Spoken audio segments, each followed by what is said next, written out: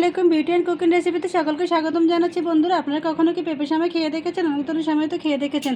এবার পেঁপে সামাটা খেয়ে দেখুন। তার জন্য বন্ধু কী কী লাগছে তৈরি করতে। সামনে পেঁপে নিয়েছি, আজকে আমি পেঁপে সামা করে দেখাবো আপনাদেরকে। পেঁপেটা আমি একটা ছুরির সাহায্যে আলাদা দুই পাশ আলাদা করে নিচ্ছি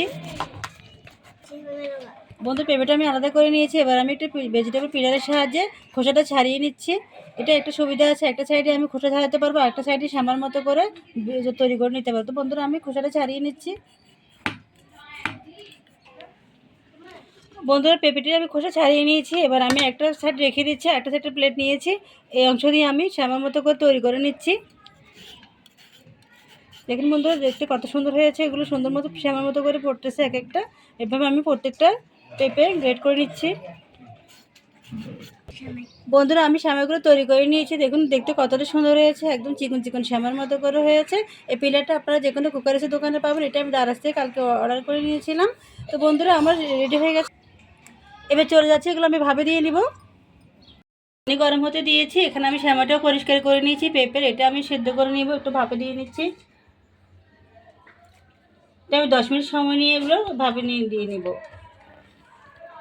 এই শ্যামাটা অত্যন্ত মজাদার, অনেকটা পুষ্টিকর, ছোটো বড় সকলে খুব পছন্দ করবে।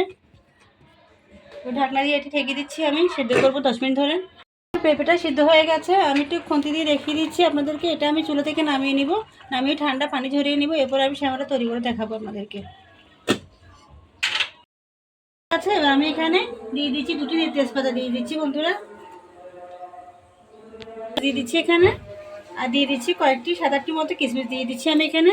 আর কিছু নারকেল করে নিয়েছি, নারকেলটাও দিয়ে দিচ্ছি দুধের মধ্যে, এখানে অ্যাড করে দিচ্ছি। এবার এখানে আমি দিয়ে দেবো চিনি। চিনিটা আপনাদের পছন্দ মতো দেবেন, মিষ্টি বেশি পছন্দ করলে মিষ্টি বেশি দেবেন, আর কম খেতে চাইলে কম দেবেন। এখানে আমি এই চামচের মাপে 2 চামচের মতো চিনি অ্যাড করে দিচ্ছি বন্ধুরা। দিয়ে একটু দুধের সাথে মিশিয়ে দিচ্ছি চিনিটা। এবার দিয়ে দেবো আমি এখানে স্বাদ মতো লবণ দিয়ে দিচ্ছি। স্বাদ মতো লবণটা দিয়ে দিলাম, দিয়ে একটু পেঁচুনের সাহায্যে ভালো করে একটু মিশিয়ে নেব।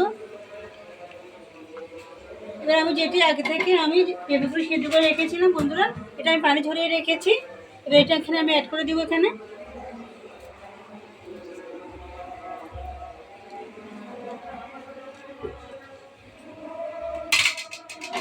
একটু পেঁচুলার সাহায্যে ভালো করে মিশিয়ে দিব। মিশিয়ে একটু ঢাকনা দিয়ে গুলো কাটা পর্যন্ত অপেক্ষা করব।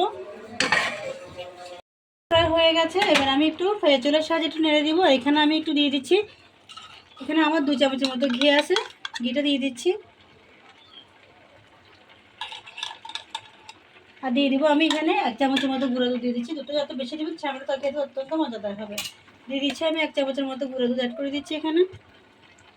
দিয়ে একটু পেঁচুলার সাহায্যে ভালো করে মিশিয়ে নিব। যে সকল আপুরা শ্যামাটি তৈরি করে খান না, এই রেসিপিটা দেখে একবার হলে শ্যামাটি তৈরি করে খাবেন, নিজে বুঝতে পারবেন কতটা মজাদার হবে। আপনি বুঝতে পারবেন এটি পেঁপে দিয়ে তৈরি করেছেন না কী দিয়ে বানিয়েছেন বন্ধুরা। আমার শ্যামাটি রেডি হয়ে গেছে। এবার আমি আপনাদেরকে পরিবেশন করে দেখিয়ে দিব। বন্ধুরা ঝটপট রেডি হয়ে গেল আমার আজকে পেঁপের শ্যামাটি খেতে অত্যন্ত মজাদার। তো বন্ধুরা ভিডিও যদি ভালো লেগে থাকে একটা লাইক দিবেন, কারণ জানেন কেমন হয়েছে। আর যারা এখন আমার চ্যানেল নতুন রয়েছেন আপনাদের কাছে রিকোয়েস্ট হলে চ্যানেলটি সাবস্ক্রাইব করে দিবেন, পাশে থাকা বেল আইকনে ক্লিক করে রাখবেন। ভিডিও যদি বেশি ভালো লাগে বন্ধুদের মধ্যে শেয়ার করবেন। তো বন্ধুরা আজকে মতো বেঁধে নিচ্ছি, দেখা হবে নতুন ভিডিওতে। সে পর্যন্ত ভালো থাকবেন। আল্লাহ হাফেজ।